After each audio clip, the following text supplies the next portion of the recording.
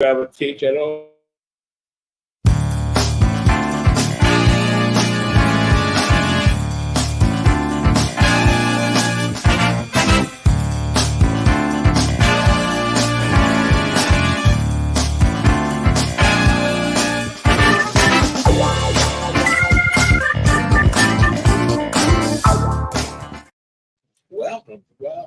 Welcome back. Thank you. Good morning. Good morning. Good morning, Detroit everybody. in black and white. I'm Adolph Mongo. We here at McShane's on Michigan and Trumbull. I really thank Bob Roberts. It's Black History Month. You know,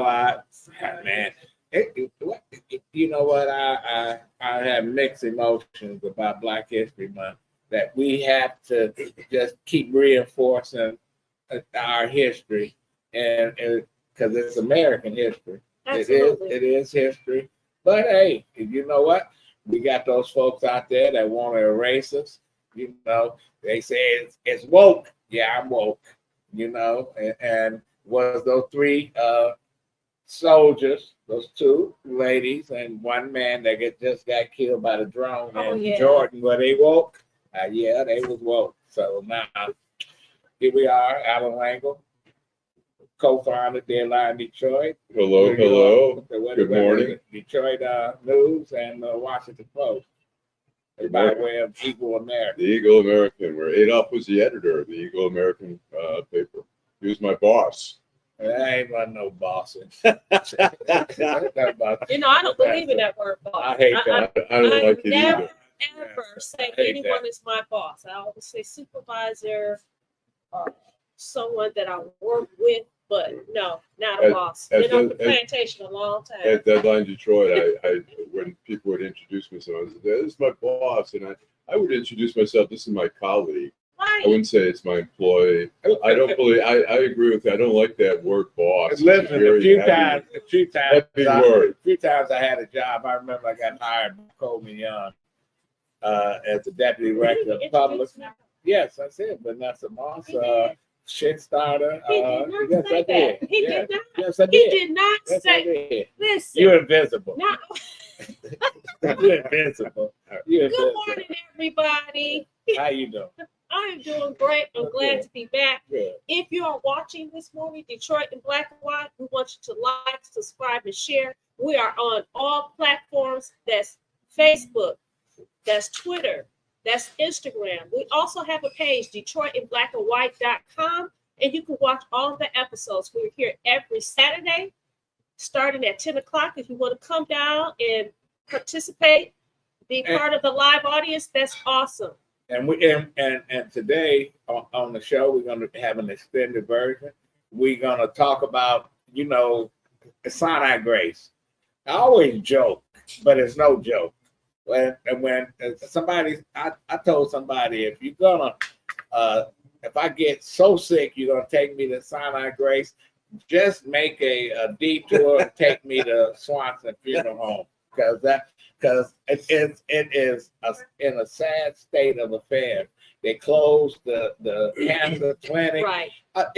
We're gonna talk about that. Right. We got Chief James. Black History Month. We got Chief James Craig, and we got Robert Brown, Attorney Robert Brown. Have him. Chief Craig. Yeah, James White. I'm sorry. James Craig. Oh my gosh, what you doing this morning? I got coffee. I'm sorry. I'm sorry. I was thinking about the chief.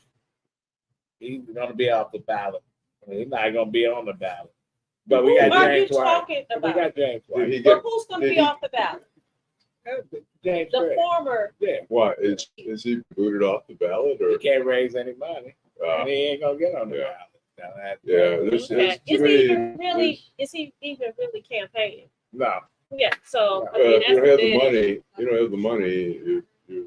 It's all about the money.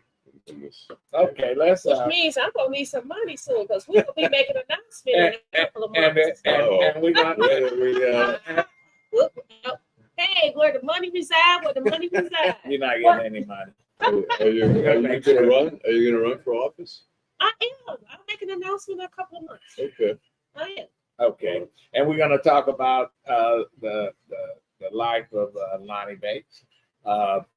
Deadline ran a obituary, got thousands of hits. 11,000 hits. And Lonnie was a person, you loved him, you didn't like him, but you couldn't ignore him. You know, and he made an impact in the city. But isn't that, you know what, this is the thing. I was thinking about this yesterday, how, you know, people, especially people in the public eye, they can make some misjudgments, mistakes, or they may not be mistakes. They've done some things that aren't bad, but that does not make that whole person.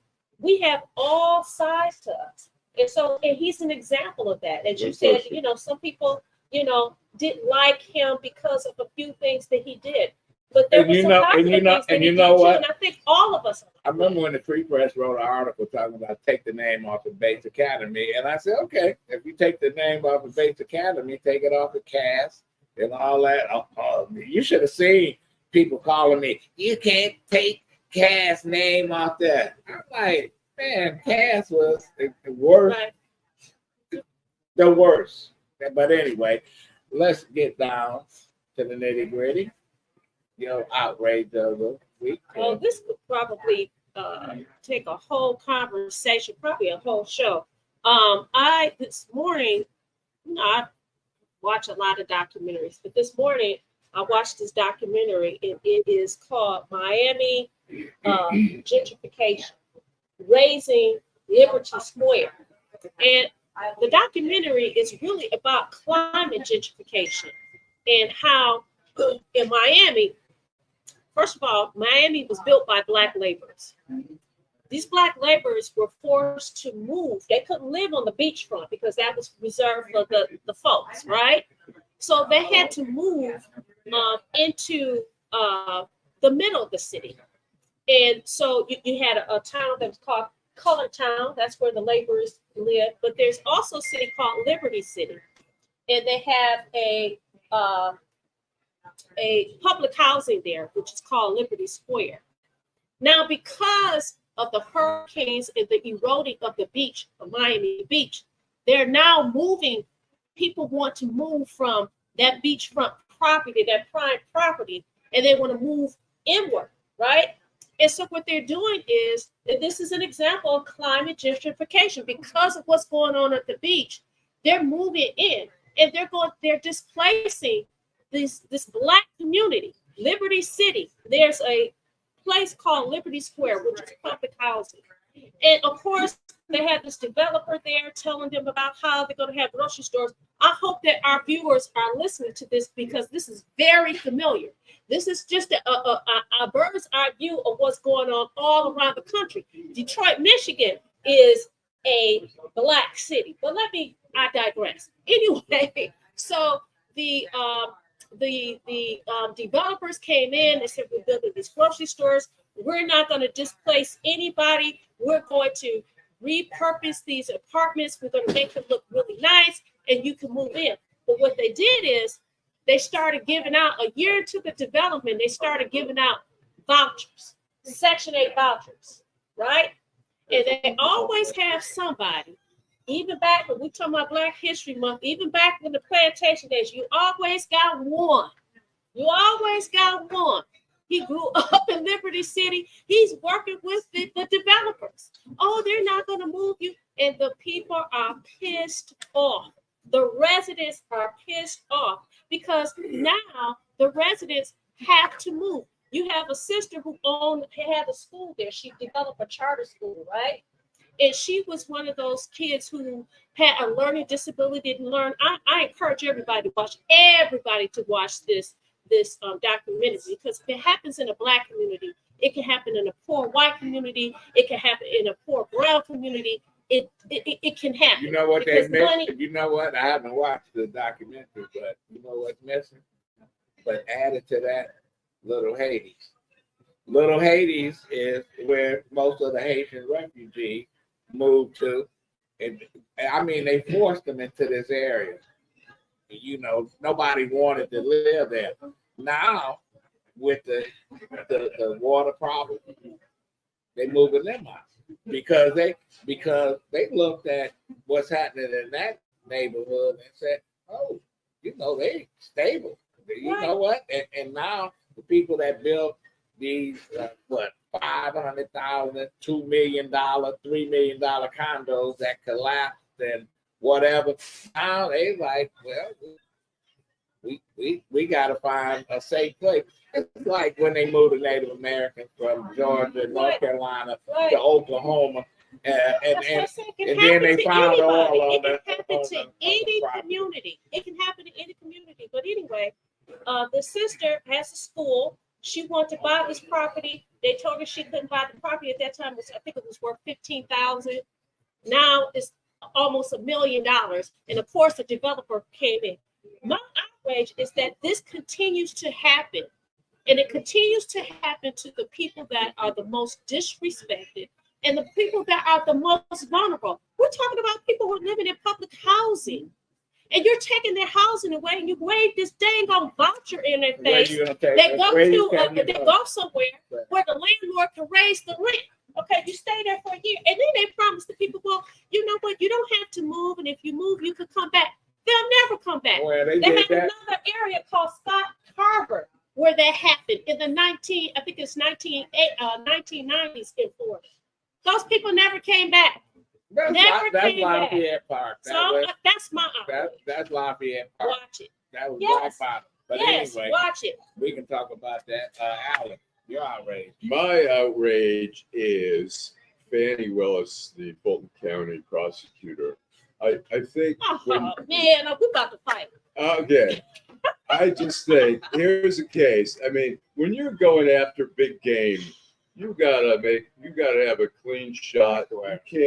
You got to be careful. You're under a microscope. These people are going to come after you if you make the wrong move. And I think she has to be super careful, and that she has got this guy that she's having an affair with, and who and correct me if I'm wrong, I don't know that he has the experience level.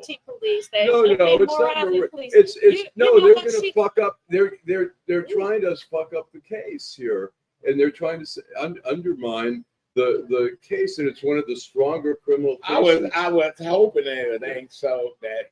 Are you saying that we're buying into? Okay, listen. She and that guy made a wrong call.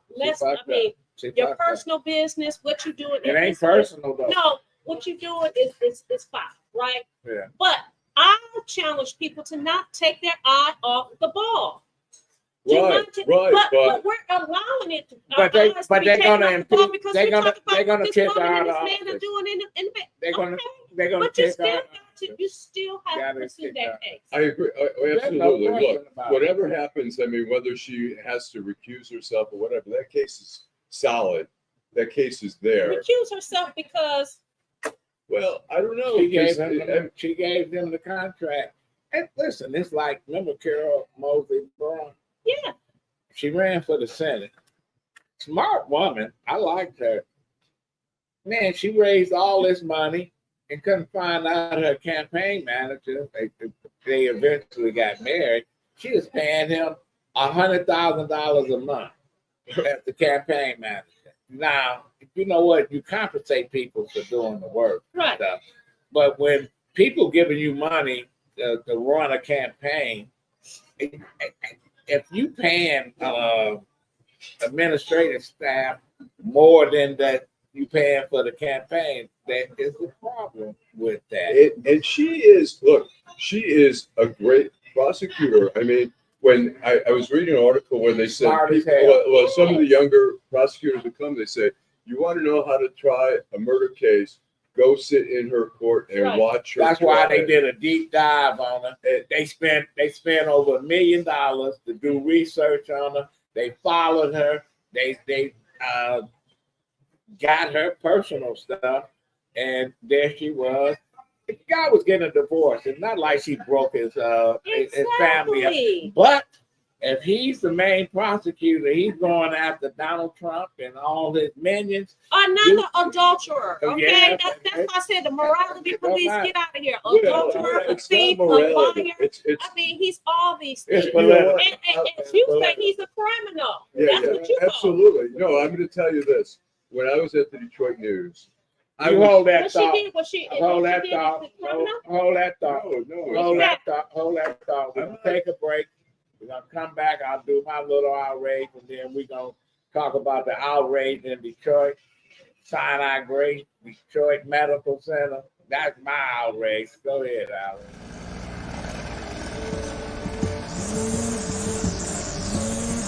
Thanks, Charles, for letting me use your gardening supplies.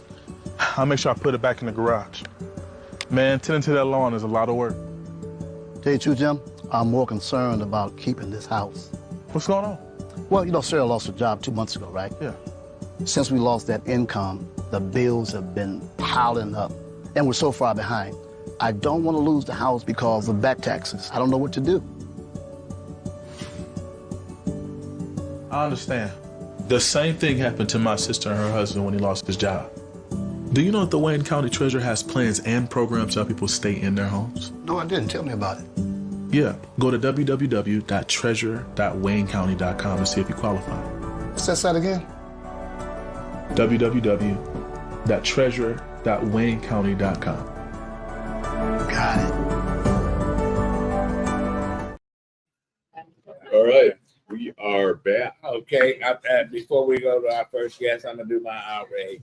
And you know the as a Can military. you talk up a little bit? Because I can hardly hear you. Can you hear me? Can you hear me? Do like Right, Thomas commercial. Edison, put that thing Hello. over here. Can you hear me?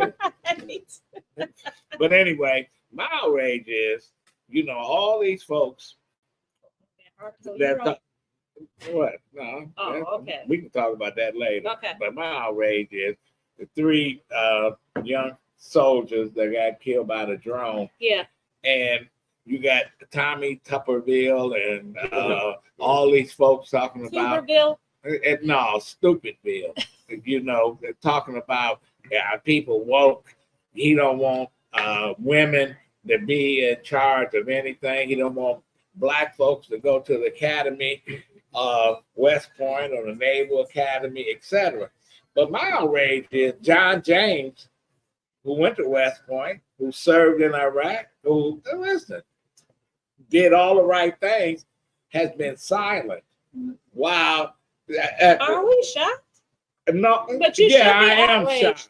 I am Why? shocked Why? because I know his family. I know Okay. where he came from. He wasn't raised like that. Right. But here he has somebody in his party looking at him and saying, you don't supposed to go to West Point. You supposed to be a cook, or you supposed to be shining our shoes or whatever. Here a man in the Senate that made all his money off the backs of black athletes. He gets elected to the Senate, and then he goes crazy. Oh, they not qualified to do this. They not qualified to do that. And somebody, he won an award, Academy Award. They only did it because he was black, and they throw that woke shit out there. I'm woke. I'm woke. I'm woke. And I'm gonna be woke. And that's my outrage. I'm gonna stay woke. But anyway, Allan. All right. Are we gonna bring? Yeah, bring Joe. All right. We're gonna bring our first guest of the day. Later, we're gonna have Chief White, James White, not Chief James Craig. Yeah, well, you know, James is a James. Right. So, anyways, we have here Joanne King. She is the host of a podcast called Detroit Joe, which I have been on a couple times. And let me, you know what, I'm going to put a little picture here of your podcast there, Detroit Joe. See here. Anyways, she's a retired school teacher, 34 years in the Detroit school system, a graduate of Mumford High School. Yes. Living on the Detroit East Side. And we brought her here because she called me up and she told me that she had some medical issues and that she was dealing with them with the DMC and Sinai-Grace, which we've heard a lot about Sinai-Grace, and a lot of it has not been good. Tell us, sort of, get us started here and tell us a little bit about. I'm going to tell you how I got there. All right. I didn't know that Sinai-Grace had a reputation because all of my doctors were Providence doctors. But my doctors at Providence, they all retired at the same time. But they gave me to other good doctors. But it just happened that they were DMC doctors. Okay. One was my cancer doctor. I've had cancer twice. And you don't switch those types of doctors. So I went to Sinai because of my doctor there and my primary care doctor and my OB/GYN. But she has her own office. The other two were in the professional building at Sinai, which is raggedy. When you say raggedy, what do you Two mean by that? elevators, maybe one is working. One day that they called me and said, if you can't walk up steps, then do not come today. Wow. And I said, well, I can't walk up steps. Now I should have thought then something wasn't, right. But it is what that it is. So I had noticed that my ankles and legs were swollen. So I went to my primary care sister at Sinai-Grace. She said, you got to go and take a test because it might be a blood clot. So I went and I took the test, found out that it was water, congestive heart failure. Wow. Now I'm still cool with Sinai. I haven't heard nothing bad. I was in the emergency, and the emergency doctor was an African brother, cool, straight. He said, your cancer doctor, I just talked to him, and he said, we are going to take care of you. I said, well, cool, So they drained out the water. I stayed in that emergency room for a whole day plus. Now, this was last year around this time. Most hospitals didn't have COVID patients there in the hallway. They because the numbers were low. But I was cool with it. They found me this a little area where that my gurney was, like it looked like it was the old ICU unit. But I was happy that I had a place. Your own area. Okay, so they got the water off, and they said, now you got to promise us you're gonna go and see your doctor Monday. I said, I promise. So Monday, I call up my doctor, and they say, well, she is gone. I said, gone where? I just saw her three days ago. They said, well, we can't tell you, but she's gone. And I said, you all did something to her.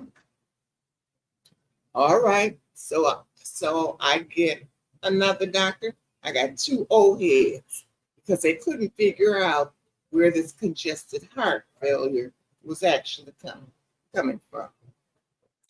So my two doctors are working and running tests, and I make a appointment to see my cancer specialist. They said, he's gone.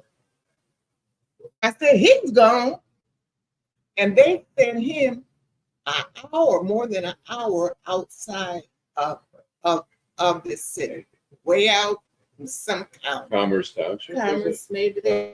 Yeah, I know Sinai-Grace says so. So you're saying they told you that he's no longer there. He's gone somewhere else. And the same with your other doctor. Yes. Wow. They gone. All right. So and this now all happened in how many days? that happened all within maybe 3 months. Okay. Okay. So my two old heads are still working on me. And I called my my cancer doctor, and I said, I will still come and see you. I didn't know how far it was, but I will still come.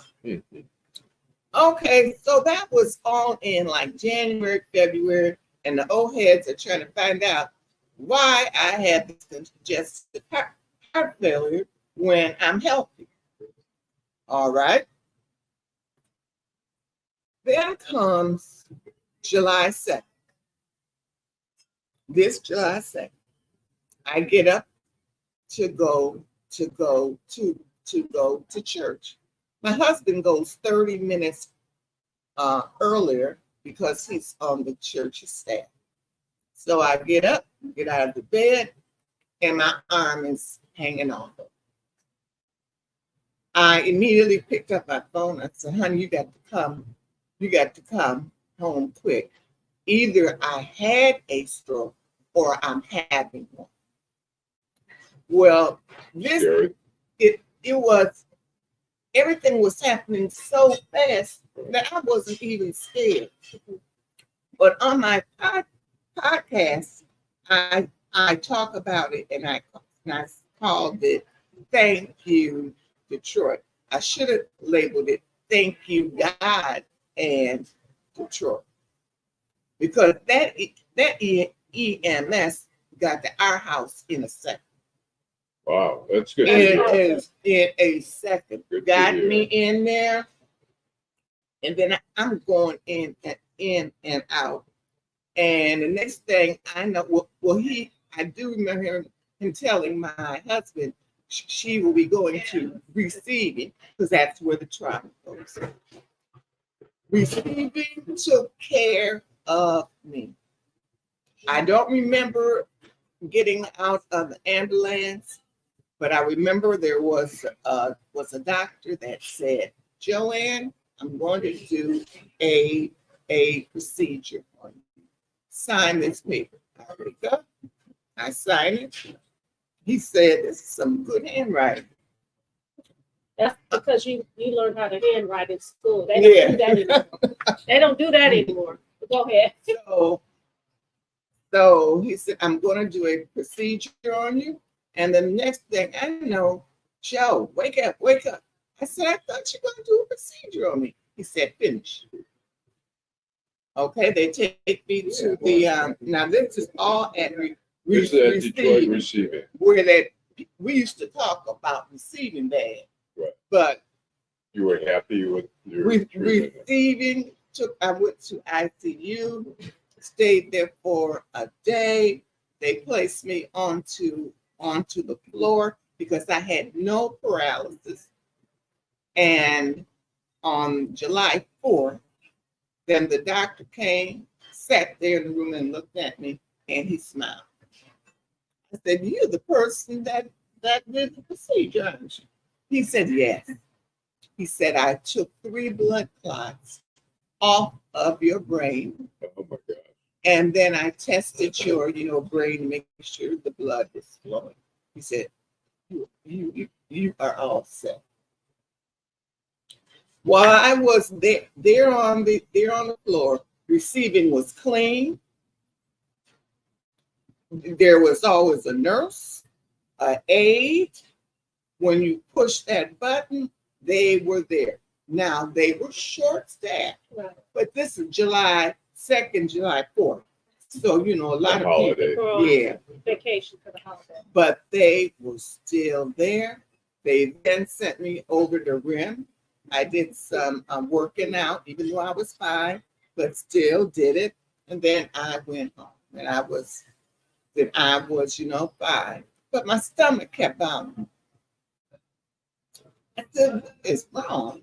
And I said, it's got to be, I need to go to my OBGYN. Something's funny here. Now, I'm 69 years old. Why would I have a fibroid tumor? First they thought it was the size of an orange. It was a grapefruit. So they have a new way of taking out fibroids.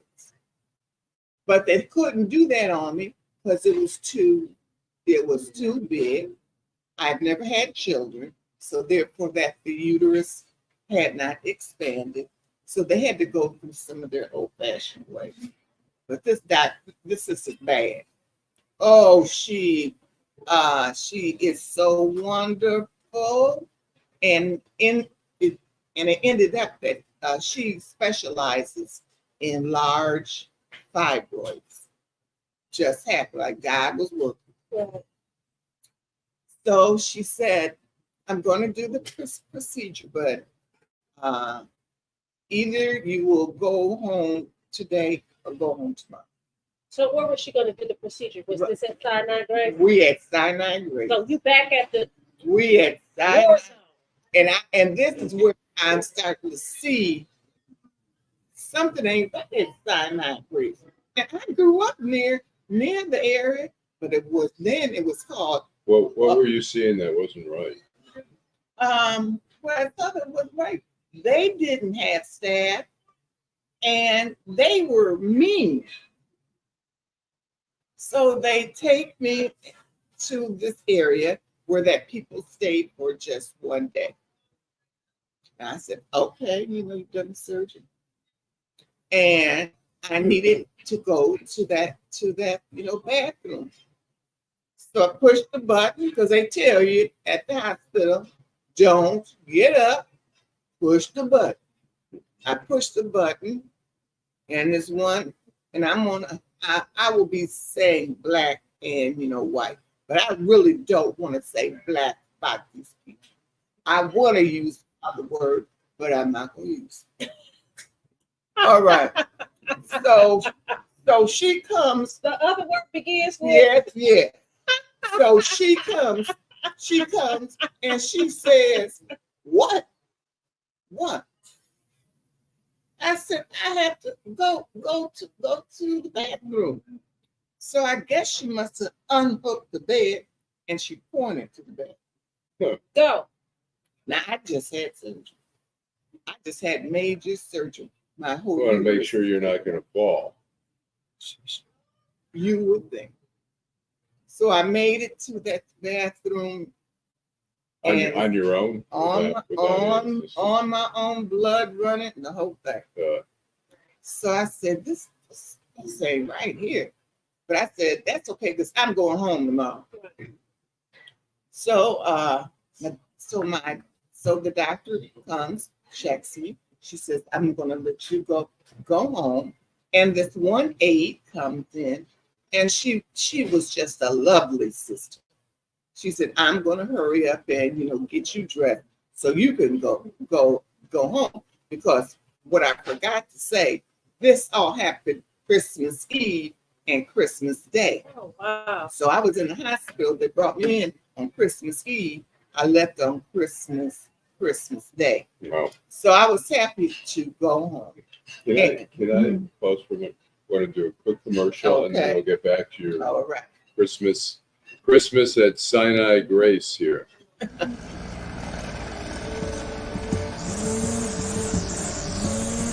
Thanks, Charles, for letting me use your gardening supplies. I'll make sure I put it back in the garage. Man, tending to that lawn is a lot of work. Tell you the truth, Jim, I'm more concerned about keeping this house. What's going on? Well, Sarah lost her job 2 months ago, right? Yeah. Since we lost that income, the bills have been piling up, and we're so far behind. I don't want to lose the house because of back taxes. I don't know what to do. I understand. The same thing happened to my sister and her husband when he lost his job. Do you know that the Wayne County Treasurer has plans and programs to help people stay in their homes? No, I didn't. Tell me about it. Yeah, go to www.treasure.waynecounty.com to see if you qualify. What's that site again? www.treasure.waynecounty.com. Got it.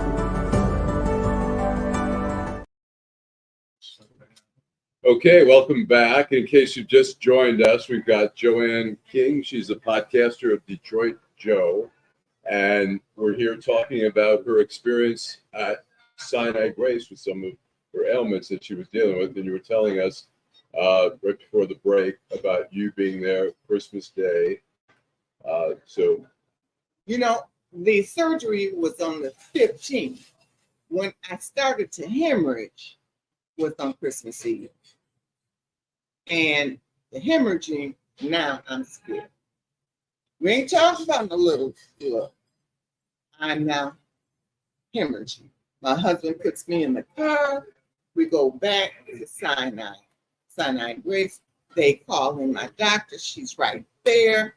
And they take x-rays, and she says, I want to make sure that the sutures, that they are still there. There's no problem. And this is for your fibroids. Yeah, because they had to take the whole uterus out. Okay. So she said, so therefore, I want to stay here for one day, just so I can keep an eye on me. And then I hear someone say, her hemoglobin is 7. Yeah, your hemoglobin was supposed to be 13. Yeah, it's supposed to be 13. So 7. So they said, well, we're gonna put you into this room until we can get you moved to somewhere else. That's what they said. The room was a storage room, and they had a divider where that looked like the staff kept their purses, because I would see people come in and go and get their purse. It was terrible. And they all look mad. So this is now, it's like the midnight shift on Christmas Eve or the Christmas. I need to use the bathroom, and I need water. I pushed the button, and they asked me the problem. I told them, okay, we sending somebody. Now, where that my room was, it must have been across from their break room, because I kept seeing all these workers going in there, and they'd come out laughing. So I guess that their break room was across from me. So I pushed the button, and I kept on, pushing it. Nobody No shows up. one. No one shows up. So then, And what's going on right now while you were pushing the button? while I pushed the button, I can hear people calling for help, and I'm not calling for help because they're right there past me. And you're in the storage room, right? I'm in the storage room. Now, are there purses and stuff in that room along with you? They're on the other side of the divider. Lord, have mercy. So I every time I see somebody, I would say, help, nurse. And they were like this, like they ain't heard a word. So so I could see that they were not going to serve us. They got together, they said, we're going to have our little party, and we're not servicing no one. So I'm still pushing the button, and now they ain't answering. And how long is this now since you've been pushing the button? It's hard to say because You were in distress. Yeah. So it seemed like forever for you. Mhm. Yeah. And then luckily that my one of the residents, he came through, and it looked like he was looking for me. So he finds me. And I said, they won't give me any water. They won't take me to the bathroom. And then he touches me. He says, you're cold. You need a blood transfusion. He says, you are cold. Yeah. So he runs somewhere and comes back, and he has a blanket, and he wraps me up. He said, I just spoke with the nurse, and she's going to come back to take you to the bathroom and to bring you some water. Okay, so I'm pushing a button again. I'm watching the people. They're going past like they don't even see me. Nobody should. Nobody. But somehow I'm able to get out of that, bed. So I get out and I said, and I didn't feel stable. So I put my hands onto onto the wall, and I just walled it all the way to that bathroom, and I walled it back. Run into an aide. She doesn't help me. She said, "You should get somebody to help you," and she kept going. No, this is a hospital. This sounds like how they treat people in nursing facilities, because they do that all day long. This is terrible. And this is hospital in the city of Detroit on the west side. You've had surgery. You're there on an emergency basis. And they say, hey, we still gonna have our Christmas party. Mm-hmm. The aide who could have bought you some water basically says, that ain't my job. I'm not doing it. There's no bedside manner whatsoever. None, because they don't see me. They don't see any anymore. Then finally, like I said, I would like to use the N word because that's what they were. All right. Now, a nurse finally comes. She has the card, and I say to her, "Well, why is it that they won't help me?" And she was white, and I was happy to see her because she wasn't. That I hate to say it, but the truth is, she looked at me and she looked sad. She said, "I'm sorry." She says, but it isn't us. There's only 2 nurses covering the whole emergency area. 2 nurses. So she takes me to the bathroom. She gives me water and she gives me crackers. And finally, that my doctor comes. So now it's Christmas Day morning. And that my doctor comes. She says, "I looked at your x-rays. You're going to be all right. And we don't want to give you any, blood. We think that you can make it." And they said that, and she told me, so you can go home. Now, my phone was with me, but it was over. And I couldn't get to it. And I said, I can't call my husband because he's had a triple bypass. And if he comes in, he's going to have a fit. So I said, Joe, you're going to have to deal with this. Right. So what I didn't know is that my husband was taking pictures. Garbage can with all the garbage falling out. And where were those pictures? Where was that? That in the hallway or in the hallway, room somewhere. Right. He had a picture of a curtain that had blood on it. Uh-huh. And I'm sure that with my hands going on the wall, I probably put some blood on. So after that, then the doctor told me that I could go home. After I got home, I wasn't angry. I was just happy that I was home. But I called up my friends and I said, I was at Sinai-Grace. They said, what the hell are you doing over at Sinai-Grace? Okay. Sinai-Grace, it is horrible. And I want the viewers to know that I'm not talking about Harper Grace. Harper Grace, and that the medical center where that receiving is, they are wonderful. Rim, where I did rehab, wonderful. It was just Sinai-Grace. So in summary, first of all, they didn't have enough staff to respond appropriately.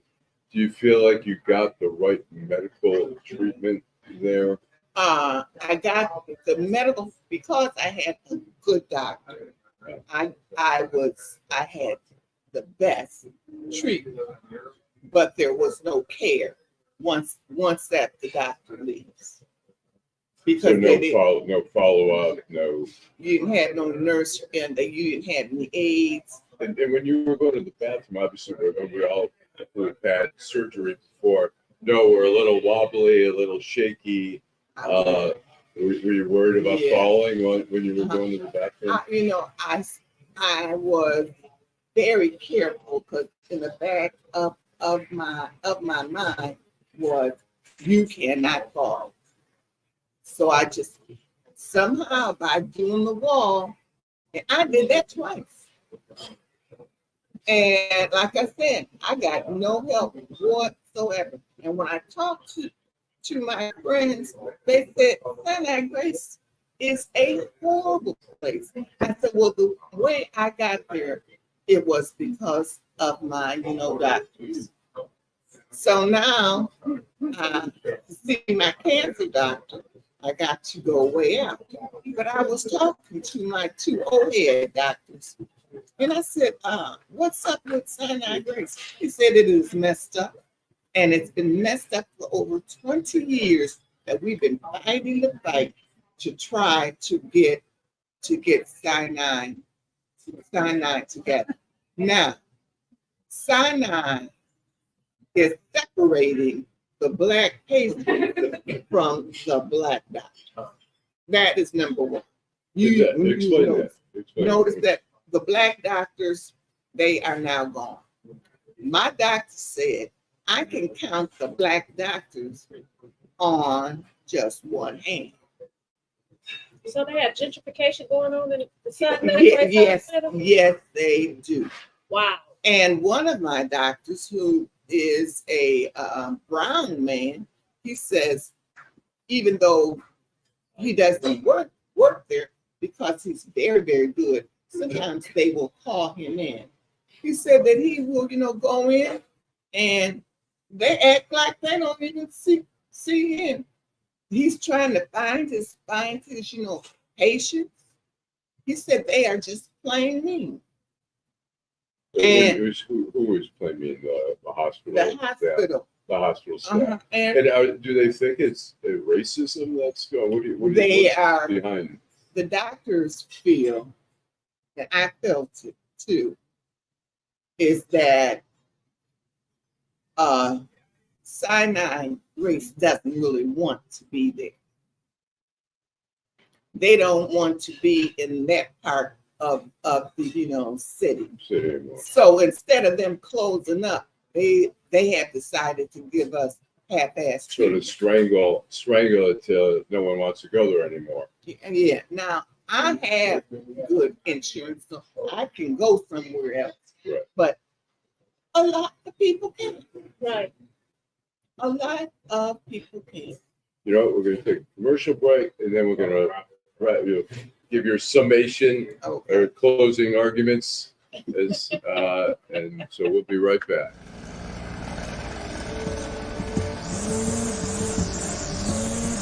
Thanks, Charles, for letting me use your gardening supplies.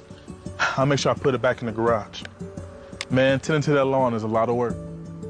Tell you the truth, Jim, I'm more concerned about keeping this house. What's going on? Well, Sarah lost her job 2 months ago, right? Yeah. Since we lost that income, the bills have been piling up, and we're so far behind.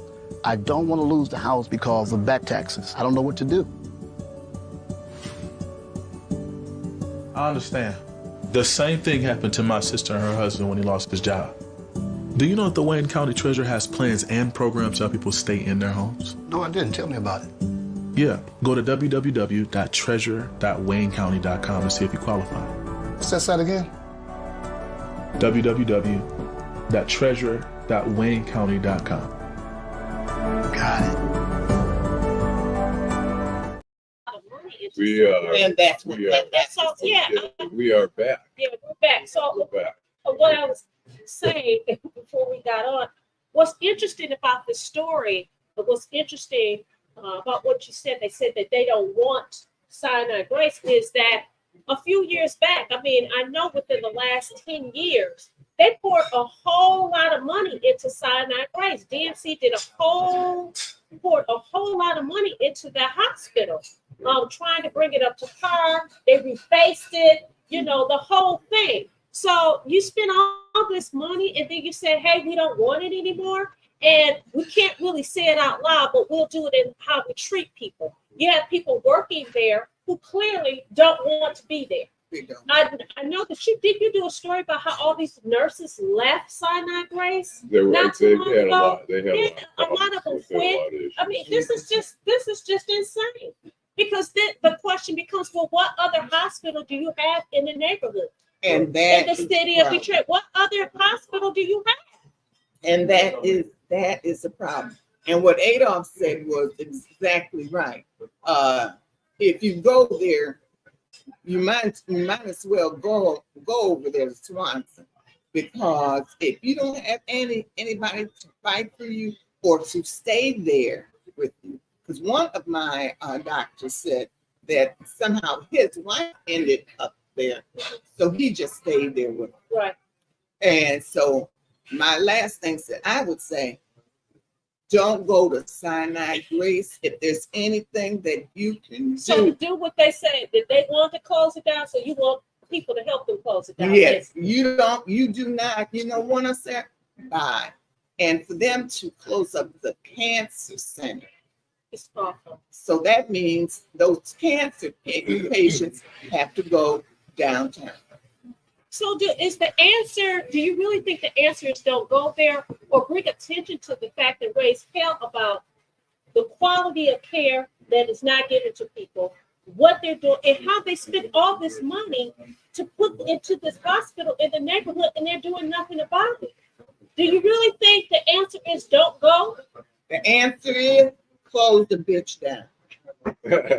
Well, it's like, I mean, you would hope the thing they would respond.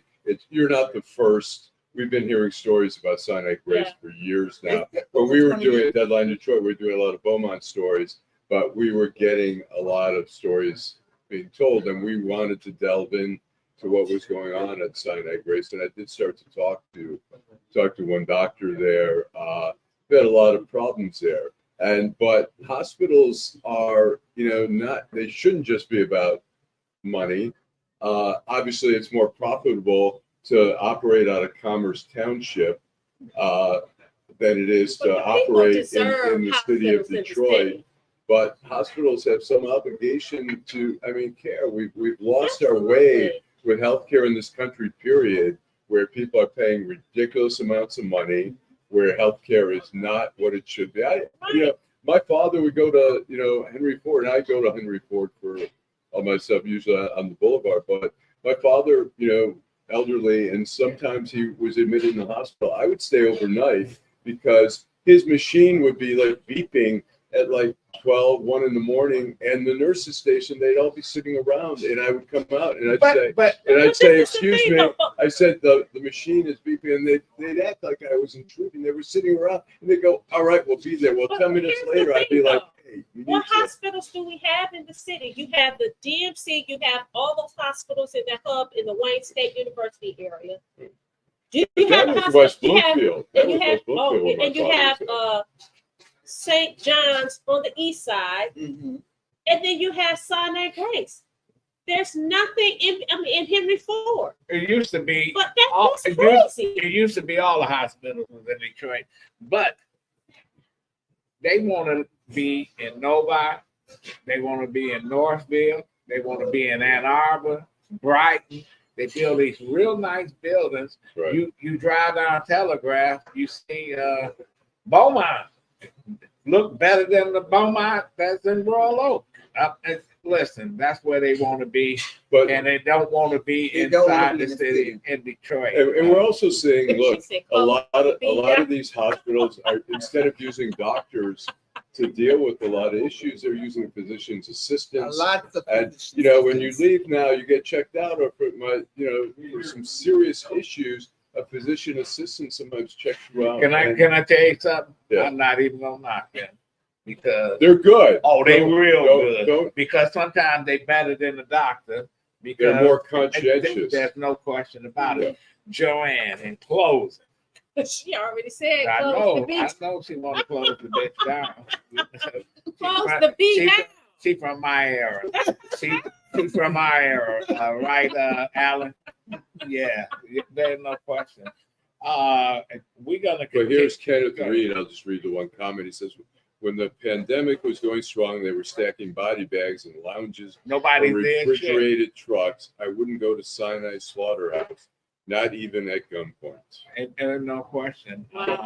So, I mean, the message is for hospitals, we need better service. You need to be aware of what's going on. And when we talk about even trash in the hallway, we've seen that in hospitals in the suburbs, the same thing, where it's that people are not. But hospitals been moving out of Detroit.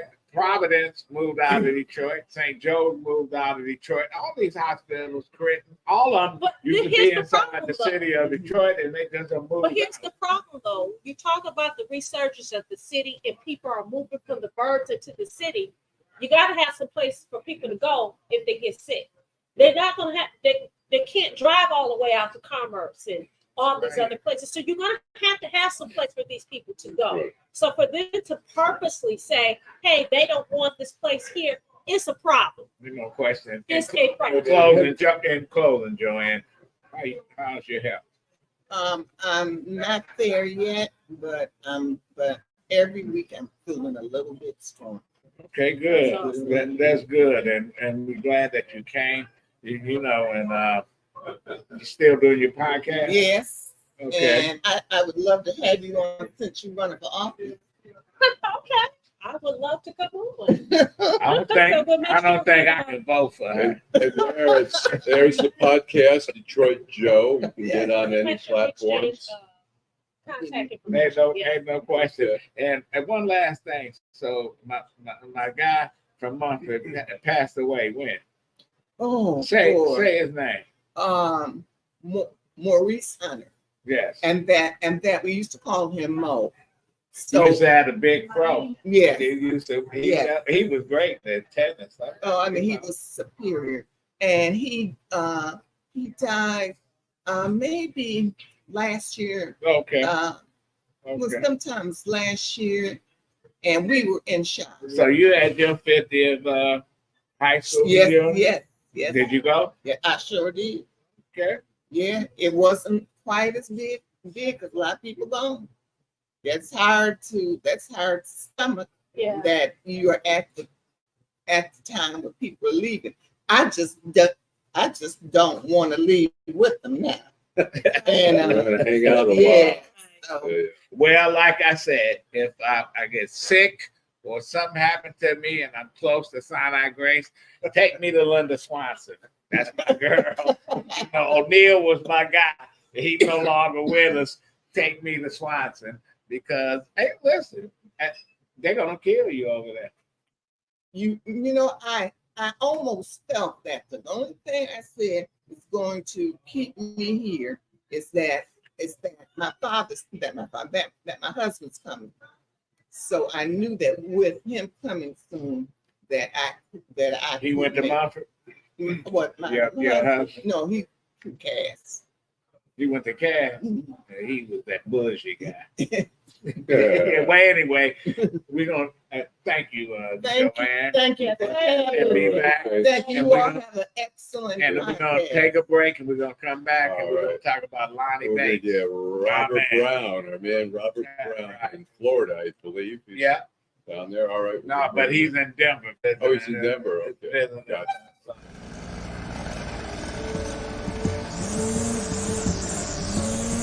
Thanks, Charles, for letting me use your gardening supplies. I'll make sure I put it back in the garage. Man, tending to that lawn is a lot of work. Tell you the truth, Jim, I'm more concerned about keeping this house. What's going on? Well, you know, Sarah lost her job 2 months ago, right? Yeah. Since we lost that income, the bills have been piling up. and we're so far behind. I don't want to lose the house because of back taxes. I don't know what to do. I understand. The same thing happened to my sister and her husband when he lost his job. Do you know that the Wayne County Treasurer has plans and programs to help people stay in their homes? No, I didn't. Tell me about it. Yeah, go to www.treasure.waynecounty.com and see if you qualify. What's that site again? www.treasure.waynecounty.com. Got it. Okay, we are back, and this time we've got Robert Brown. Robert, can you hear us? Robert? Okay. You're on mute, Robert. Can't hear you. Are you, can you hear us? Let's see what. We have a Cannot. hearing problem with Robert. Let's see here. But anyway, while Anyways, all you're right. trying to get there, you can't blame Henry for this. Yeah. Well, I don't know if you can blame anyone, but Why Robert, he in it? He Robert, don't can have you- nothing to do with. Why did you put Henry in? Because He Henry don't have need to nothing be to in do it. with my Can you Henry. hear Henry us? need to be in it. He need to be. That's my guy. can Hey, hear Teresa. us. Hey, we Jim. can't hear you. We can't hear you. Well, anyway, Lonnie Bates, former council member, former school board member, Bates Academy named after Lonnie Bates. And listen, the guy, he could be a real asshole. I butted heads with him. Can't But- you be one? Yeah, I Okay. can. But you know what? If you're running for office, you need to be seen, not heard. Robert, do you want to take out your What a earphones, maybe? comment to make. You know I love you. What's such a sexist Let's comment to You make? know I love you. You might as well tell me to go in the kitchen.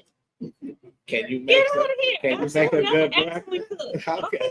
Hey, Make a good I breakfast. don't know what's going on with Robert.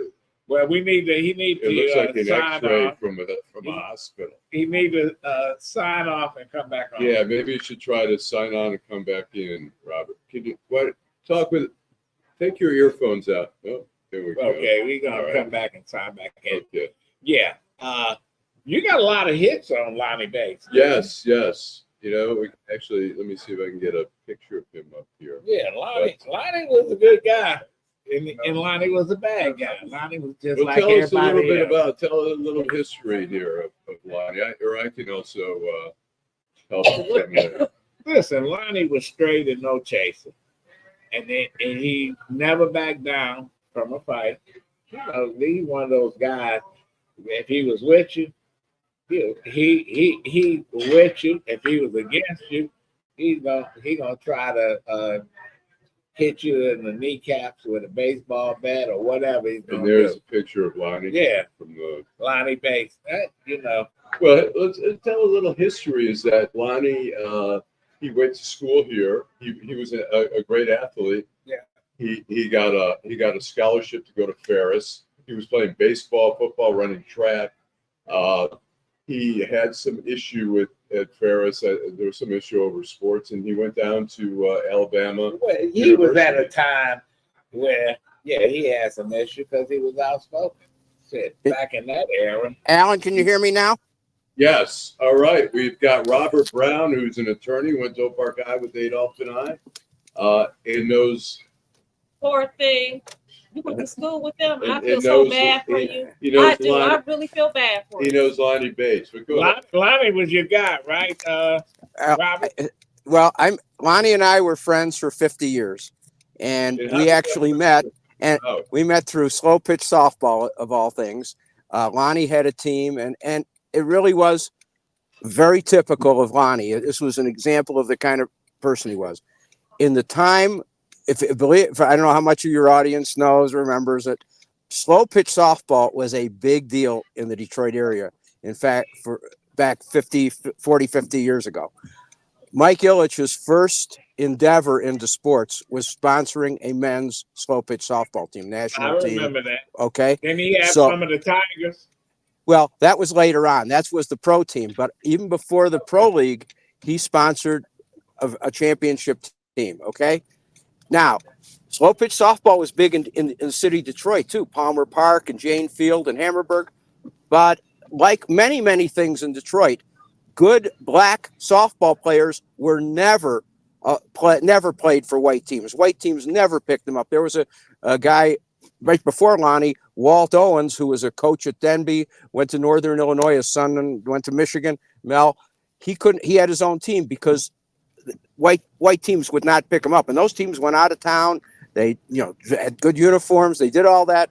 Well, black players couldn't do that, and Lonnie put together a softball team of young guys, and he wanted to make sure they were the best dressed. He wanted to make sure they got out of town, and they had to do fundraisers and cabarets and all that. But it was very important for him he was a competitive guy. He was, played baseball at Alabama State as a catcher, he marched in the civil rights and all that. But he wanted to make sure that these guys who a lot of them hadn't been on a plane before, were exposed to different things, were seen as, guys to be treated with respect. And that was him. And that's how we met. Now, to be honest, you mentioned the other part. We met.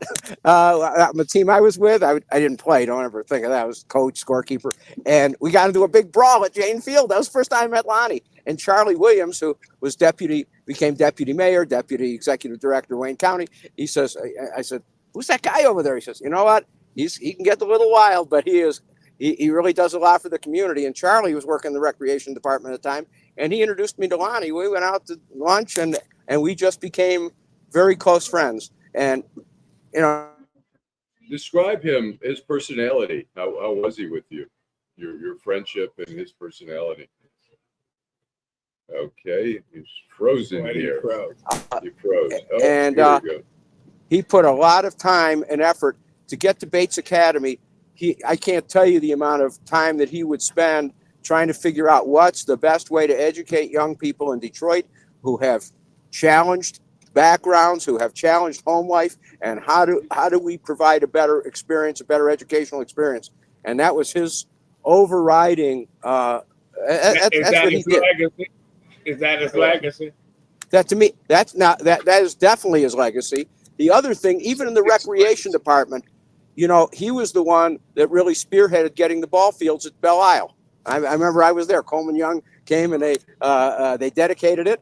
But I was there at the time, and that was his deal.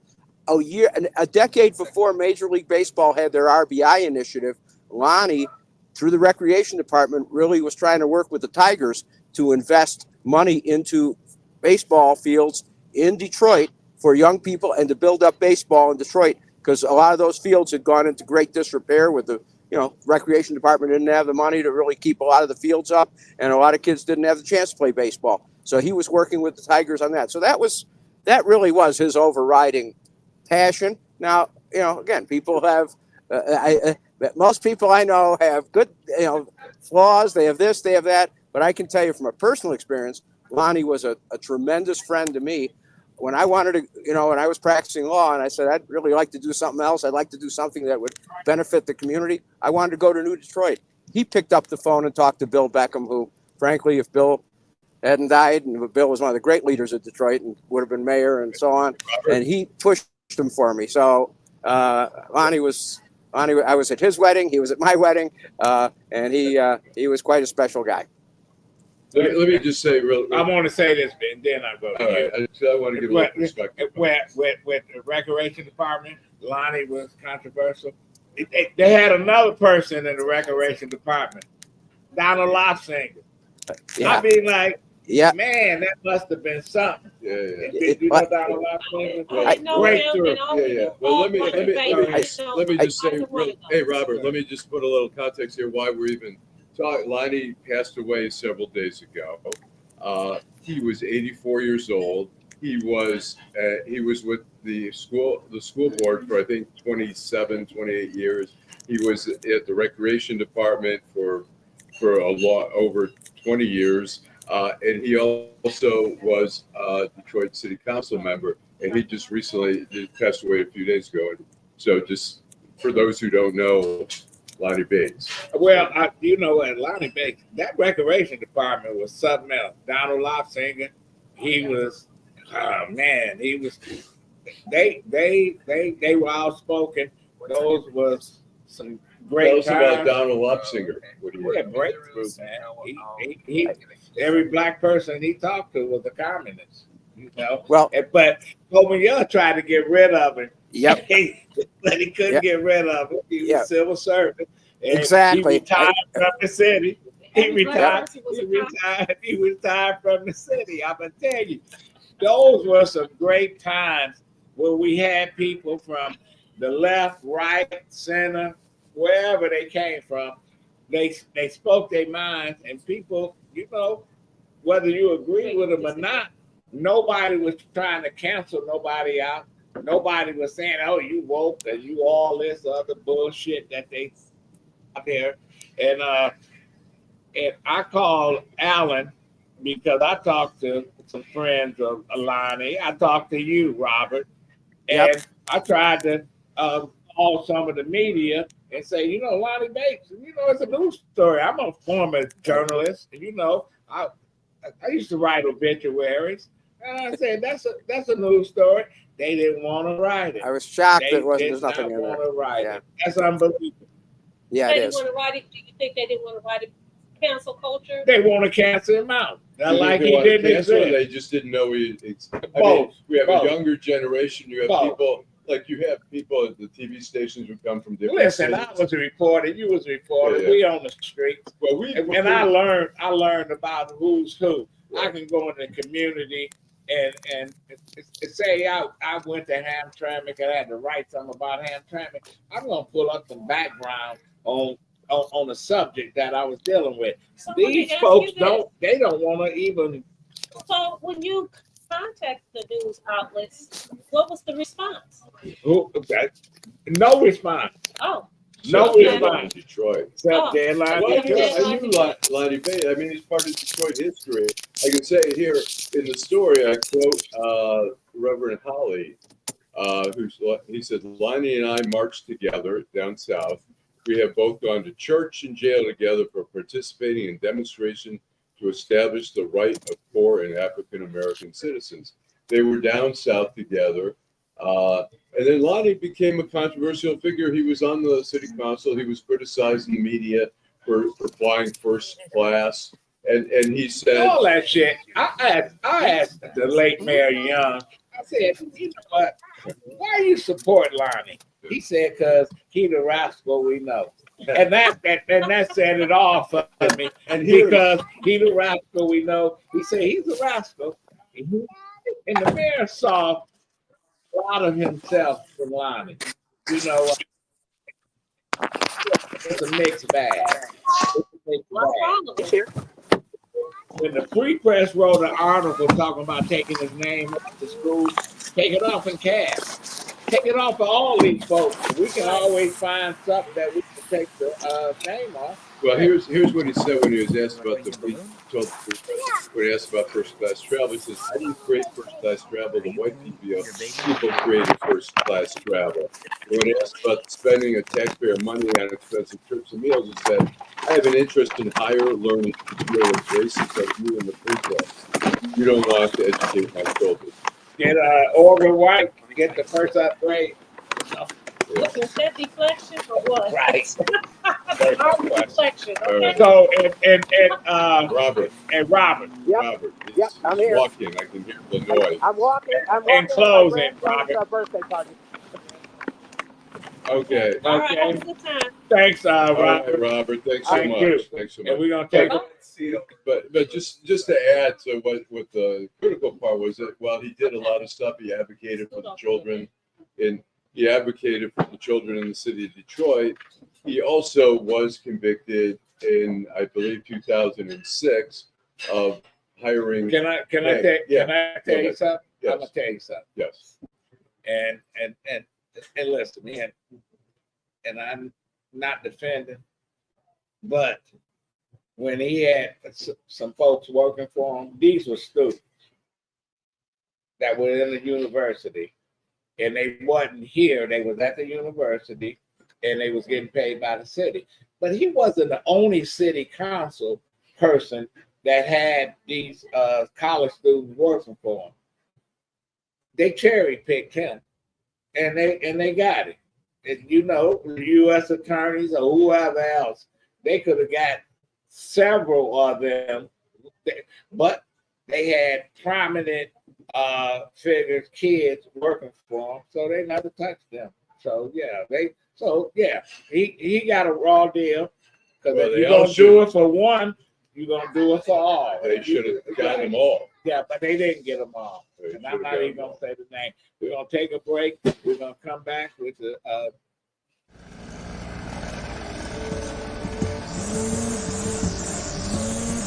Thanks, Charles, for letting me use your gardening supplies. I'll make sure I put it back in the garage. Man, tending to that lawn is a lot of work. Tell you the truth, Jim, I'm more concerned about keeping this house. What's going on? Well, you know, Sarah lost her job 2 months ago, right? Yeah. Since we lost that income, the bills have been piling up, and we're so far behind. I don't want to lose the house because of back taxes. I don't know what to do. I understand. The same thing happened to my sister and her husband when he lost his job. Do you know that the Wayne County Treasurer has plans and programs to help people stay in their homes? No, I didn't. Tell me about it. Yeah, go to www.treasure.waynecounty.com to see if you qualify. Say that again. www.treasure.waynecounty.com. Got it. no, I'm not. All right, we are back. We got the man, Chief of Police, the Detroit, Chief James White. How you doing? Good, sir. How you doing today? Hey, listen, it's great that you can come, and I know your busy schedule. How do you do it? I want to ask you this question. I would be stressed out, depressed every time, you know, you at crime scenes, you at funerals. Man, You get blamed for everything. Let me say this. It comes with the territory. Right. It's not an easy job. I knew that. I've been doing this for 28 years. I was an assistant chief for a number of years. You know, it's a lot of work, and I'm not gonna, sidestep that issue at all. It's a lot of work, a lot of commitment, but the community's worth it. how was last year?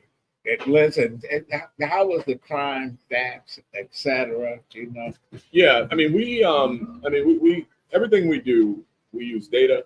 We run a strategy. We run plans. I mean, I'm a person that's somewhat obsessed with data. We know that we've got about 630,000 people in the city of Detroit. We know that between Thursdays and Sundays, we get about another 150 that visit, particularly in the downtown area. And we know we got about another 200,000 that probably didn't fill out a census and somewhere between mama's basement and auntie's couch. So that's a lot of people. And so we have to police strategically and smart. We started off the year early April with our spring deployment. What did not go well. We had a number of homicides, particularly in the downtown area. So we flipped immediately to our midsummer deployment, and we were able to really bring the crime down. We closed out the year with significant crime reductions in homicides, non-fatal shootings, rapes, and robberies. So we did pretty well. You had lower. It was the lowest since I think 1966. The homicide rate, carjackings are down. What do you attribute all that to? Well, let me say this. First, the community. I mean, you can't do this job without respect for the community and the fact that they are just tired of violent crime. I mean, they're just sick of it. I mean, I hear from them all the time. And so you have to have trust with the community so that you can police the community. We had a strategy. And I'm going to tell you, green light. We're seeing people make different decisions at gas stations and businesses with green lights. In fact, When you say different decisions, what do you mean by that? so we were seeing a significant uptick in carjackings at gas stations before green light. We were seeing shootings at gas stations. We dropped 34% in carjackings, and particularly at those areas, gas stations that had green lights, the numbers were significant. And we're also seeing people making decisions to settle their beefs on freeways because they know there's no green lights on the freeway. So, and with those gas stations oftentimes being near freeway entry points, we're seeing shootings uptick on the freeways, drop at the gas stations. The other thing I attribute it to is just the officers. We were able to get a significant raise for our officers, on average $10,000 for each officer. So our attrition rate slowed. We were losing roughly 30 officers a month. Wow. And that was between retirements, going to other jobs, and some a smaller number for discipline. Our attrition rate right now is under 10, and half of those are retirements. Some are discipline. So we're able now to hire and keep officers and put them on the streets. On the freeway, when you mentioned the freeway, I think I live in the city. Some Friday or Saturday night, sometimes I'm in the burbs. I come back and I'll take Woodward because there's people speeding on the lodge. Sometimes they're going, so it's scary. I mean, I've always been clipped a couple times on the lodge. Is there something that's a concern Or is of that the the state department? police? Then? It's a state, and I'm not blaming the state. I mean, it's their area of patrol. I mean, we can patrol the freeways. I'd much rather have my officers in the neighborhoods. I'd much rather have them going up and down the veins of our community and leave the freeway enforcement to the state police. But if we see something, we'll go down on the ditch and do something. Chief White, you talked about the green light. I noticed because I go to Whole Foods quite a bit right there. There's this big contraption there, and I have a feeling that it's hooked up with the Detroit police because I know, I've complained about going over there. You have people harassing people, asking for money, people breaking into cars and that kind of thing. And I noticed maybe about 6 months ago, there's something that sits right there in the parking lot. And I have a feeling that it has something to do with the Detroit Police Department. Am I right? You are not. I know exactly what you're talking about. We've been at this before. It's a system that they put in. There's one also at the CVS across the street, or right down the street. But we're able to get information from it when someone does do something improper or illegal. That's a camera system, and they share the information with us. But it's not the green light. But it has had a remarkable impact in that area. And so when something happens, they give us, if they need to, they can share the information with us, and we're able to, apprehend the perpetrator. What's your wish list as far as more officers on the street? When I first started working for Coleman Young back in the 80s, you had a certain amount of police officers. Now, I'm sure you're understaffed right now. Well, here's good to answer your question. My wish list is we're going to fill every open position we got. We got about 150 open right now, which is the lowest we've had in years. Again, that's the impact of the raise. But in your era, there were 5,000 police officers on the street. Yes. We don't have 5,000 police officers right now. But we're going to be getting an additional 200, hopefully in the fall. There's some state dollars coming our way for that. And then we also got an additional $3 million where we're going to be putting more mental health co-responders. Because now mental health, the mental health crisis is smack dab in our lap too, on top of everything else. And we've got 20 officers that's doing that now. We're going to add some more to that.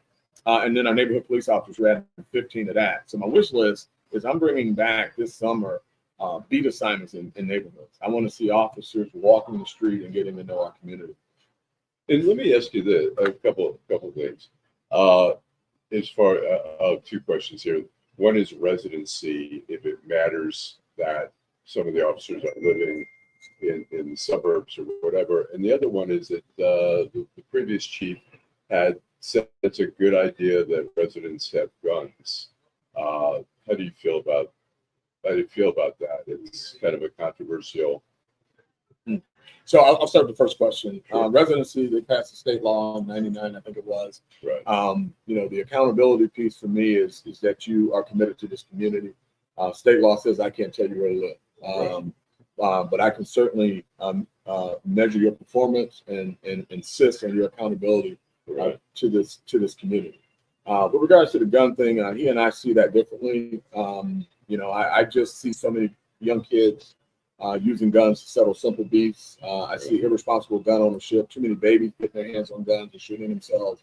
I much rather have a level of safety in this community that everybody can participate in and feel good about. And those who choose to buy a gun responsibly and secure it responsibly, more power to you. But I'm just not a person that's going to tell everybody to arm themselves. It's just not who I am. Do you? Is the reserve still around? Yes, they are. How do you utilize them? Everywhere we can.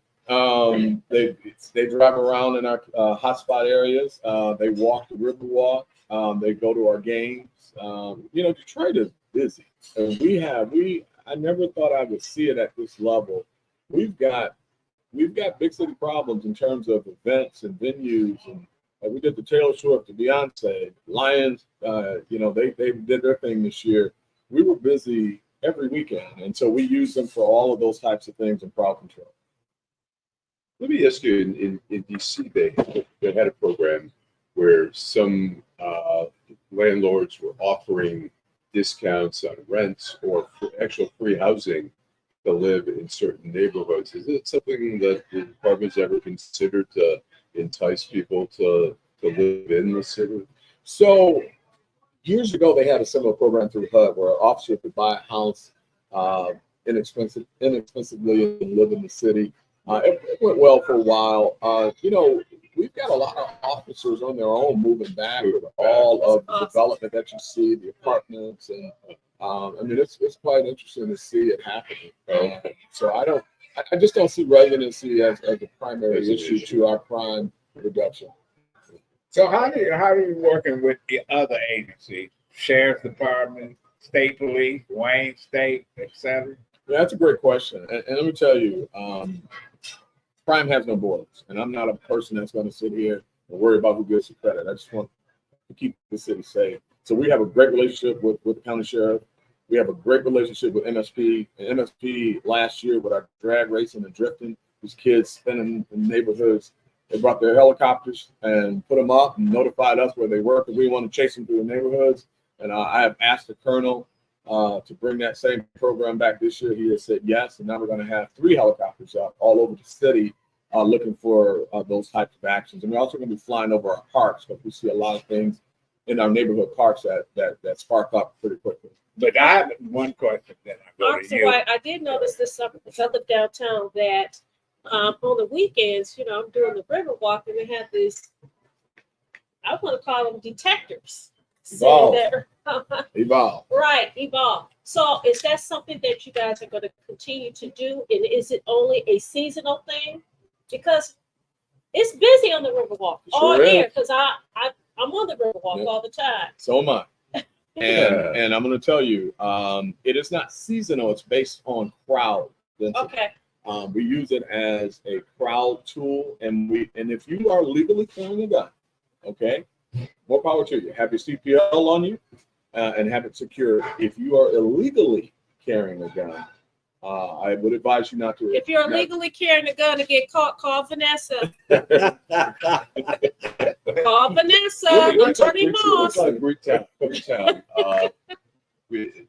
Greektown always sort of blows up at some point, and then what do you have planned for Greektown in the warmer months ahead? Same deployment. So the only thing you're going to see different this year, as I started to talk about, was we have our spring deployment, which we know strategically is a certain number of officers in certain areas.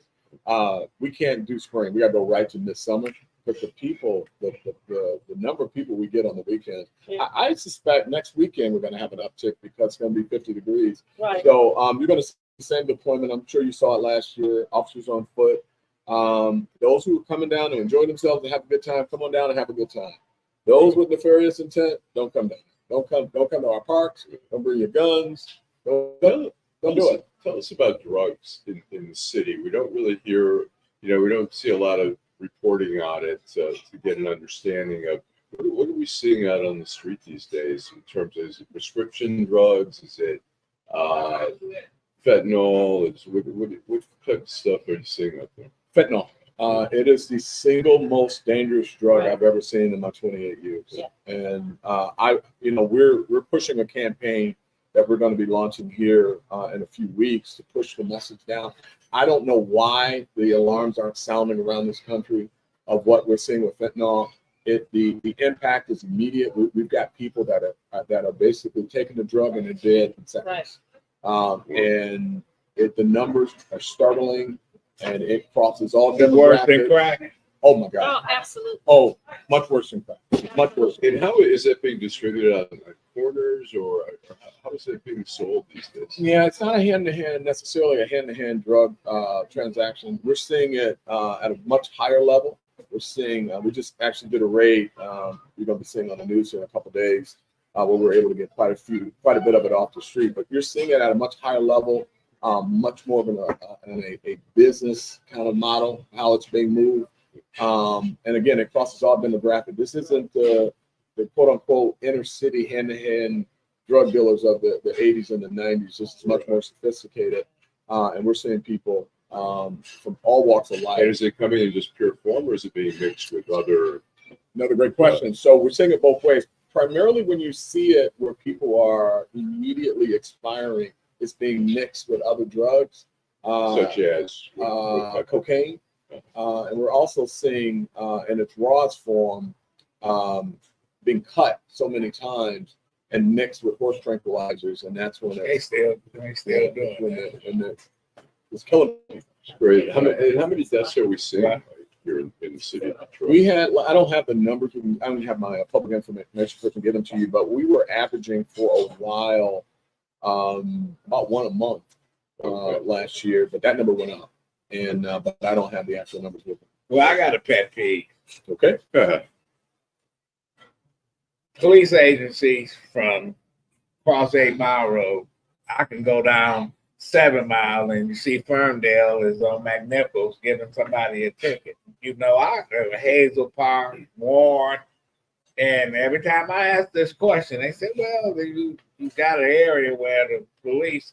I don't ever see Detroit police across 8 Mile Road doing anything, but I'm scared to even go over there at times because you can be driving in Detroit and here come a Ferndale cop. I got a ticket one time. I'm like, I'm not even in Ferndale. You know what? So I had to pay. So let me say this, Adolph. Do you ever get those complaints? I don't think you got to be scared to go in. But anyway, that's a whole nother conversation for another. Right. That's big old but- mouth of his. That's right. Big old action too, not just mine. Right. Right. But you know, the idea is if the infraction is initiated in your city and it carries over, Right. you can go across. But you could be driving on 8 Mile on the Detroit side and they looking at you over here and then blue, blue, blue. You know. And if that happens, I've had some incidents with citizens that complained, and we've reached out. If you want to give me some specific time and dates, I'll reach out to our counterpart over in Canada. Yeah. Anyway, We have somebody saying, I would like to help with that campaign. Please contact me. I assume she's talking about the fentanyl, fighting fentanyl. And Yeah. What can residents do to help fight this problem? Yeah, I tell you, the information is pushing information out. We're going to work with our health department to get the information out, and we're going to also be working with the DEA. But this is, I'm telling you, it's much bigger than you know, and there's not a lot of information being pushed out to the community. But this is something you can't talk to two people now that hasn't had either a family experience or know someone who has lost someone to fentanyl. Back in the days of 80s, 90s, we had all these drug gangs, these big drug gangs. Are we still seeing, are they part of an organization? And are the Mexican cartels involved in some of the supplying here? So at a very high level, we know that it's organized. When you get it down to the street level, like I said, it's more of a business group that's moving the dope. What we're seeing though, another drug, surprisingly, that we're seeing still in the illegal trade is marijuana. And I thought, erroneously, that once it was legalized, that you would see a drop off. But now you're seeing it. We're still seeing high levels of illegal marijuana being pushed. Why? I think the potency. Right. yeah, because they got lack the of best. regulation. They got the best. And they're competing against the medical marijuana groups, and so you still have some problems. I won't say gangs, but you certainly have groups that are still competing for that trade. What about the gang squad? We got a gang intel now. Okay. You come to the You gang don't squad. you don't call it the gang squad. No, it's gang intel because what we're trying to do, and they both work. But what we found now is we've got a lot of copycat gangs We've got a lot of kids between the ages of 15 and 18 that are trying to replicate what their brothers and dads have done. And so we're trying to disrupt them early, and we use ceasefire and gang intel to do that, to just get them off of that track. Because oftentimes what we're finding, particularly with the younger kids in middle school and freshmen in high school, is they're just trying to belong to anything. And so we're using that ceasefire model, and it's paying dividends, but not moving as fast as I would like. Well, the Deputy Mayor Todd Medicine, who's a former police officer, said that y'all done had grants, y'all got groups, New Era, etc., that's working out there to, CBI. Yes. And it's working. Early returns are really, really positive. Recognizing that you can't lock everybody up and rush your way out of crime. What he's got with this CVI, it's Community Violence Interrupters, is civilian groups that are trying to wrap their arms around young folks and give them some alternatives to violence before they got to engage us. And I like that path. I like this dual approach. We've got the U.S. Attorney, who is from this area, graduate of Cass Tech, very, very dynamic woman. And Dawn Eisen, and she is working with us with a program called One Detroit, and it's going to be really awesome. She does Peaceniks, East and West Side, 8th and 9th precinct, two most violent precincts in the city. So we've got a lot of synergy going right now with a lot of alternatives to crime. She's doing things like bringing GED programs to the park on that weekend and giving folks alternatives to violence and giving them counseling and things such as that, job opportunities, so that they won't have to engage with police crime. Let me ask you about during the defunding the police, there were all these arguments about maybe resources could be used differently. Are you, in terms of responding to domestic disputes, are you doing that any differently? Like some people say the police should bring a social worker along or something like that. Is there something that's changed, or you haven't had a lot of shooting incidents like some departments have in terms of domestic disputes? Are you doing something different or just doing what you've been doing? No, we're doing a lot different. So, we had a couple years ago, we had two very critical mental health runs that ended up being fatalities. Right. I'm a licensed mental health therapist, so certainly I'm very sensitive to our mental health crisis in our community. I think it drives a lot of our violence. And so we implemented a mental health co-response where we now respond to those runs with a mental health professional on the car to help us. But we're still responding to thousands of runs. I think last year it was 10,000 runs that we handled. So it's a crisis. So yes, we're doing something different. When we talk about domestic, we have social workers in precincts to help with the domestic issue, but it is extraordinarily complex. And we've had a number already this year of domestic violence assaults, as well as a couple of domestic violence homicides. So that's a heavy lift, and we're going to continue to work. Actually, working with my partner in Southfield, who has a real strong program on domestic violence, Chief Alvin Barron, and I'm going to learn from him some of the things that he's doing as well. So what about school programs? Are y'all involved in the school? Because I know, as we were growing up, police used to come, firemen, everybody, we I always. remember the Blue Kids. Yes. The band. So what kind of program do you have that you can expose these young folks to the positive aspect of policing? Yeah, we have Brotherhood and Sisterhood, which is basically a program where we bring in young people and talk to them about the police department, demystifying the police. There's some young people that just have a very unique perspective of policing. They've had some bad experience with policing. And so we try to break down that wall. We meet with them. We bring them to the precinct. We break bread with them. We expose them to a number of different programs. We still have our junior police cadets. Our MPOs go out and talk at schools. I go out and try to talk at schools when time permits. So we're doing a lot of different things to try to kind of change that narrative with the young people about policing. And some of it's working. I'm not ready to declare victory just yet, but it's going in the right direction. What y'all gonna do with that building in Greektown, 1300 Bowman? That is a beautiful building. Yeah, yeah. And legendary. I don't think we own it anymore. I No, got to check Jay on that. Gilbert owns that building. Yeah, And well, they that's just too owns it. bad. Yeah, Yeah, they that's own too it. bad. I love They that own building. it. Yeah. Let me ask you this. The police chief, when crime's up, the police chief gets blamed, but we know that it's more of a holistic thing about education, economics. How do you get, is there a way for you to get involved in more of a holistic approach to dealing with multi-prong as opposed to just fighting crime straight up? You know, you're right. When crime is up, police chief gets blamed, and I get it. Comes with it, and certainly maybe it should, right? I mean, but I think the impact of the police is to serve the citizens, respond to crime, and in large part, try to prevent crime. But I really believe that crime prevention starts with the community.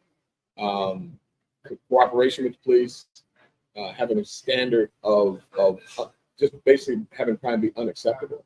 How have you dealt with the culture? Every major department deals with the snitch culture and how to convince people to cooperate.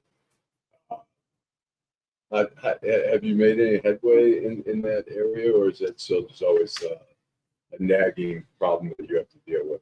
I don't think there's any more of a misconception about community than this no snitch rule. That thing is like a hashtag where people kind of took off with it. Let me tell you something. We couldn't have half of the success we've had without the community telling us who's doing what we're doing. They're not public about it, but we get cooperation from police. The so-called no snitch rule is not something that's impactful. It's not. No. And then you had a final word, Chief. Well, What's happening? Yeah, final word. Super excited about what we're approaching. I mean, historic crime lows in 2023, not celebrating or declaring victory against crime. But certainly we look at what worked and we're going to deploy it this year again. We're looking to we can't compete against 1966 anymore. We're competing against ourselves. And so we're looking forward to a successful and safe spring, summer in 2024. Okay, we're going to have you back. Yeah, that's great. And thank you, Chief James White. This is Adolph Mongo, Detroit in Black and White. Thank you very much. We'll be back next week. Listen, and if you're watching, make sure you like, subscribe, and share. Like, subscribe, and share. You can see us on all platforms: Facebook Live, X, and DetroitInBlackandWhite.com. You can watch all of our episodes. We're here every Saturday on the corner of Michigan Avenue in Trumbull at the Shades. Thank you so much, and happy Black History Month. Next week, we'll be able to do our Black History tributes. Thank you.